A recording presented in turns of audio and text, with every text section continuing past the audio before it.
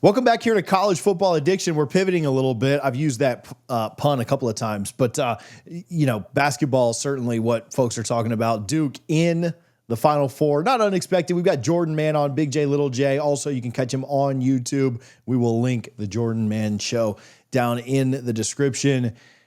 Jay, it's been a little while, man. It was football season when we last did this, and it was the Miami week. There was a lot of storylines with Manny. There was a lot going on. But maybe this is a little bit more exciting. Maybe this is what the Duke fans want to hear about. And so Duke with a huge matchup here this weekend. How you doing, bud? I'm good, man. I'm excited to be back on here. And yeah, it's a little different talking from breaking down Miami and Duke football and Manny's return back to Miami to Duke in the Final Four in San Antonio. So I'm looking forward to talking some ball with you today. Yeah. Let's roll with it. Let's before we get into Houston, we talked off air just for a minute. This was the expectation. Really all four seeds had the expectation to be back here. Nobody's surprised to be in the Final Four if they're still in it. And you've got four really good teams, four kind of historic teams. I was talking to somebody else. Maybe, all four of these teams would be favorites to win this thing in any other year, when you really look at like KenPom and other things. But this was the expectation for Duke. What have they done in their four games here in the tournament that has impressed you the most? Honestly, their defense. I know they gave up 93 points against Arizona, but officiating in that game was a little interesting. There was a lot of hand checks that were called, and Duke's defense was lights out against Alabama. Gave up 65 points to a team that scored 113 2 days prior. Just their defense sets their tone, and you've seen that even in the Arizona game. Duke went out to a 17 or 19 point lead, and then Arizona, credit to them, they crawled back into it. But at the end of the day, Duke's defense sets the tone, and you saw that against Alabama. I mean, the first possession of the game, Alabama had a shot clock violation, and Alabama has the fastest offense in the country. So they're just insane. Defense sets the tone for Duke, and obviously they have talented individuals, but them collectively, defensively, they're unbelievable. Is there anything that's concerned you? Is there anything? I mean, every game is a battle, and we've seen all four of these teams that are left have to kind of scrape it out at times. So, if not for kind of a miracle at the end, Florida's not in this thing. Is there anything that you've watched though? You're like, man, this needs to be cleaned up with 2 games to go, or specifically in the Houston matchup? Yeah, I mean, it's the rebounding. It's defensive rebounding. They give up a little too many offensive rebounds for my liking. I'm sure Duke fans would agree with that. And against a Houston team that is ranked, I think, 11th in the country in offensive rebounding, you got to crash the glass, all 5 guys on the defensive end, because with Houston having one of the best offensive rebounding teams in the country, they also are 3rd in the country in 3-point percentage. So those offensive rebounds lead to kick out threes, which are called daggers. And if you give up daggers against a talented Houston team, you're playing with fire. And Duke knows. I mean, they know their weakness probably, and that is the defense rebounding at times. But they've gotten better at it a little bit. But that's the one area of concern. You saw it against Baylor. You saw it against Arizona a little bit, and even with Alabama. So you just got to clean that up on the defensive end, because there's nothing more frustrating than playing great defense for 29 seconds. They throw off a grenade and it hits off the rim, and the offensive team gets the rebound to reset everything. So yeah. Duke eliminates second chance points, they'll be okay. What do you think about this matchup specifically? Tell me what Houston does. I know you do a lot of film breakdowns, so you don't have to get super, super granular with this, but what does Houston really do well? Let's talk about them for a minute. They just shoot. I mean, they shoot the lights out. They play defense. They guard. I mean, I think they're number 1 defense in the country on KenPom. They just like to get in you. Like, Duke's known to be the tallest team in the country. They'll have the height advantage down low with Malawach being 7'2". I think Houston's biggest guy is 6'8", 6'9", but that's honestly irrelevant, because there are guys that are 6'8", 6'9", playing down low are like pit bulls. They are just going to come after you, and their defensive mentality is to be aggressive and force you to do uncomfortable things and try and turn you over. And Duke's familiar with this Houston team. They played them last year in the Sweet 16. I know Shed went down for them last year. It was a huge loss, and one of the reasons Duke won. But Houston returns LJ Cryer, who's a really good shooter. They have 2 other really good shooters. And so I think they're just going to try and guard Duke as hard as they can and make it difficult for Duke in the half court. When Houston gets in this matchup, obviously really good defensive team, where can they be exploited? Where can Duke? I mean, Duke's obviously incredibly talented, so it's kind of the old adage of like, if you take care of what you're doing, you'll be in pretty good shape. But where can the Blue Devils exploit Houston? Honestly, it's just countering the aggressiveness and whatever that like whatever Duke sees in that, they can counter. So like if Houston is going to be aggressive on a ball screen, then Duke should reset the ball screen and go the other way. You saw Purdue do that with Braden Smith, who's an All-American. Duke can do that with Proctor, Flagg, Knipple, anybody that wants to be a ball handler. Just re-screen after the initial screen because that will help counter their aggressiveness. And maybe backdoor cuts if they're denying heavy on the wing. Houston's going to give up some things due to aggressiveness, and if they do, then Duke has to capitalize on those potential opportunities. Duke's athleticism has impressed me. The way that they're at times able to switch 1 through 5 is just absolutely ridiculous, and you see so many matchups. I mean, the NBA certainly, and that's even trickled into college, has like turned into such a mismatch league, right? Like we just screen 1 and 5 and you can't do anything about that, right? Where they're going to blow by you or step back for a shot. The way that Duke's able to stay in front of guys and switch, it makes, I don't know, that's a unique challenge for Houston or any team that faces the Blue Devils because they're so athletic, top to bottom.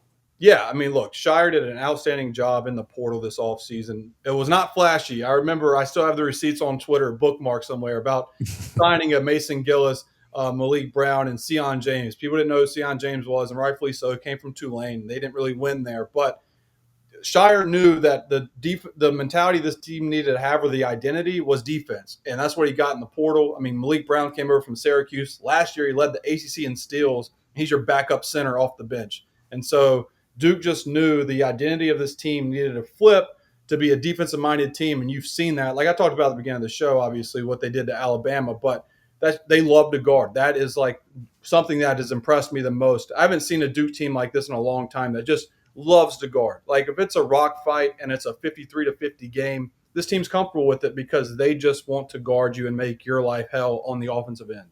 Yeah, so many teams they're so one-dimensional, right? Where if it's a fast-paced game, you know that Bama's going to win. If it's a slow-you-down game, you know that Houston really likes that, or just whatever, right? Like the ability for Duke to win in different ways is impressive, right? Florida likes to run, and they like to shoot a lot of three. Like it's impressive that Duke is kind of multifaceted there. This is kind of just more for my entertainment and enjoyment. How worried were you when Alabama hit 2 million threes the night before playing Duke? Honestly, did you kind of think they shot them all out there and maybe there wasn't much to worry about? Yes, honestly, that is exactly what I thought. I was like, just score 130 points. Right. And that's kind of what happened. I mean, BYU, to this day, I'll never understand what their defensive mentality was to let Alabama shoot threes. It's more you want to funnel them to the bigs as Duke did. But yeah, they made 25 threes, and BYU was like, okay, you won't keep hitting them. And they were 25 of 51 from three, and everybody just kept making them. So I knew even if Duke did the same exact coverage, if they were crazy enough to do it, the law of averages would have happened to where Alabama was going to miss them. So I was just like, you know what, Mark Sears, keep shooting. I hope you have 50 points in this game. And he went from 34, 35 points to, I think, 6 points against Duke on 2 of 12, and that was the game, really. Yeah. We talked about the expectation all year being for this to happen, and now it's happened, and you don't really want to take that breath of relief, but like, is making the Final Four, does it almost let you not relax in a bad way, but does it almost let you relax a little bit and say like, okay, we've accomplished this. There's not going to be a letdown there. I mean, Duke fans will be let down. The team will be let down if they don't, win on Monday night. Let's be real. But there's not going to be this massive letdown where you get beat by an 8 or you lose to a 10 seed that was hot or whatever. Is it almost like you can just kind of lock in and play now, or is it that pressure is still super high because, Duke's the favorite. They're like a minus 105, minus 110. Like they're a coin flip to win this where everybody else's odds are a little bit longer. Is there still just an insane amount of pressure now, or do you think they're able to kind of play a little bit looser because now they're in the Final Four?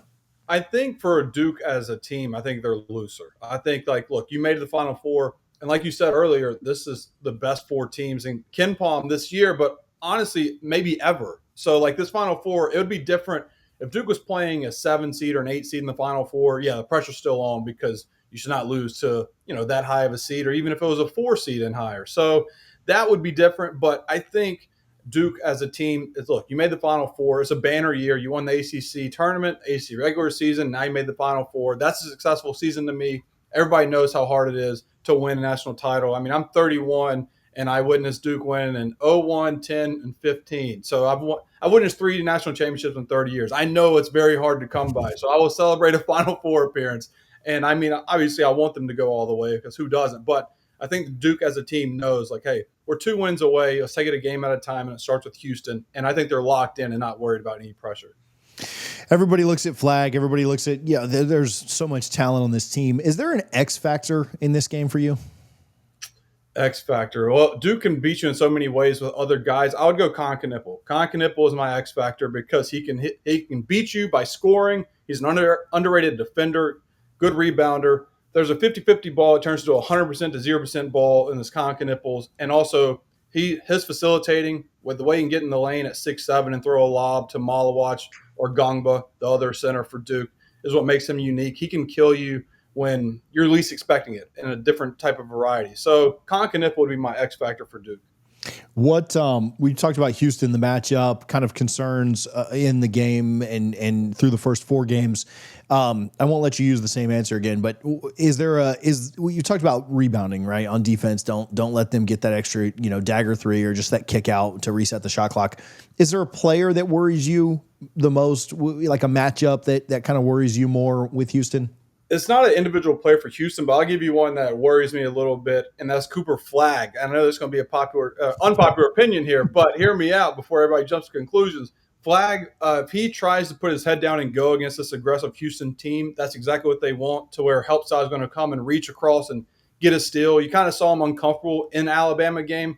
Like, Duke looked really good, but Duke fans will tell you that's probably the most uncomfortable Flagg has looked all year playing. He had 3 turnovers early, got lost on defense, missed some easy bunnies, kind of forced the issue. If he's trying to force the issue against this aggressive this Houston defense, it plays in their hand. That's exactly what they want. So as long as Cooper Flagg is poised and relaxes and plays his game, once he tries to step outside of that and get a little vulnerable. So that is actually my key for the Duke side is Cooper Flagg play within his game and don't dribble into too much trouble. All right, I want to get a prediction from you on this, but I want to have some fun first. Rank the 4 coaches. You have to take your blue and white glasses off here. Rank the 4 coaches in the Final Four because they're all incredible. Like, let's be real. Like, but I want to hear who's 1 and 4 for sure. Oh boy, God, this is putting me on the spot here. I would go Kelvin Sampson up there as number 1 just because of what he's done at the stops he's been at. I know he hasn't won a national championship, but a Final Four appearance at Houston and what he's done joining the Big 12 from the AAC, and people thought Houston was going to be mediocre in the Big 12 has been phenomenal. So I'm going to go Kelvin Sampson.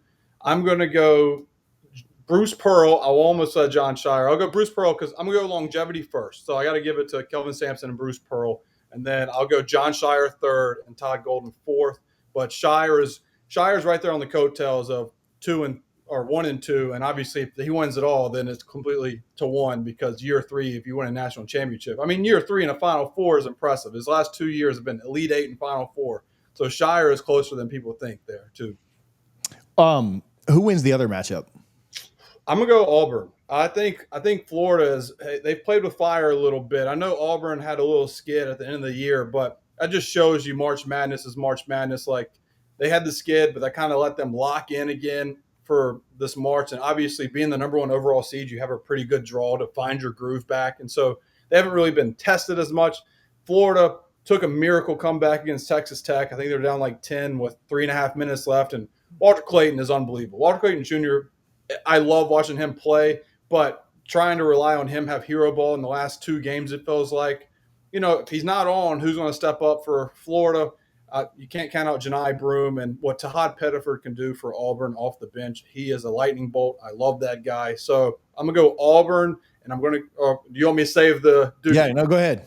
I was going to go. So my national championship preview is the rematch, Duke-Auburn. Obviously, Duke beat Auburn in Cameron. I think we're going to have a rematch, and I think we're going to see the 2 National Player of the Year candidates go head-to-head on the biggest stage, and I think it's going to be a fantastic game. Yeah, well, hopefully that's the way it works out. The way that my life works though, like Florida will stop playing with their food and they'll play a complete game like they did in the SEC tournament. And they'll win this one by 20, but hopefully if that happens, Duke will take them out in the final. So, Jay, I appreciate you, man. Where can people follow you? Where can they get your content?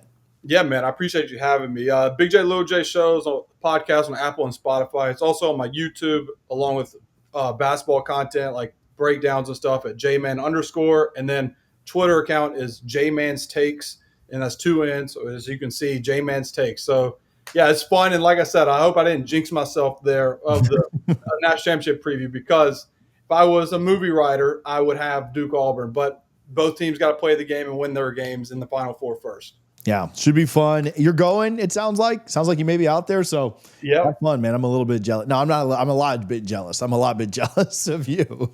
So have fun. I'm looking forward to it, man. It's going to be great, and there's going to be content on the way going to the Final Four and at the Final Four, so I'm looking forward to it.